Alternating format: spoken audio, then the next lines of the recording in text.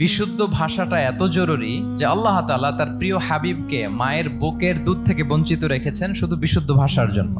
একজন মানুষ সর্বপ্রথম কোন জিনিসের প্রেমে পড়ে জানেন? কথার প্রেমে পড়ে। কথার ধরন, কণ্ঠস্বর, তার অ্যাটিটিউড, তার শব্দের জাদু, এটা মানুষের হৃদয়কে জয় করে ফেল। তো রাসূল সাল্লাল্লাহু আলাইহি ইসলামের এই এলোকোয়েন্স ছিল। তিনি বলতেন আল্লাহ তাআলা আমাকে সর্বমর্ম বাচন ভঙ্গির অধিকারী করেছেন। মানে উনি যেটা বলতেন এটা ছিল very precise in wording but comprehensive in meaning. এটার যে দোতনা, এটার যে appeal to the heart of the people, to the heart of the listener, এটা অসাধারণ। মানুষের হৃদয়কে জয় করে ফেলতো। আল্লাহু আকবার। তিনি এমন ভাবে কথা বলতেন, কথার মাঝখানে মাঝখানে পজ দিতেন, মানে একটু থামতেন যাতে করে শ্রোতারা বুঝতে পারে। এত চমৎকার করে ওনার প্রেজেন্টেশন ছিল, বক্তব্য মালাগুলো ছিল, ফলে যারা শুনতেছে ইজিলি মুখস্থ করে ফেলতে পারত। রাসূল সাল্লাল্লাহু আলাইহি ইসলামের সবচাইতে বড় ভাষণটি ছিল বিদায় হজের ভাষণ, খুব সম্ভবত। ওই ভাষণের টেক্সট গুলোকে যদি একসাথে করা হয়, আমার মনে হয় 10 মিনিটের বেশি লাগবে না ওই টেক্সট গুলো পড়তে। তার মানে সবচাইতে বড় যে ভাষণ ওনার, ওটা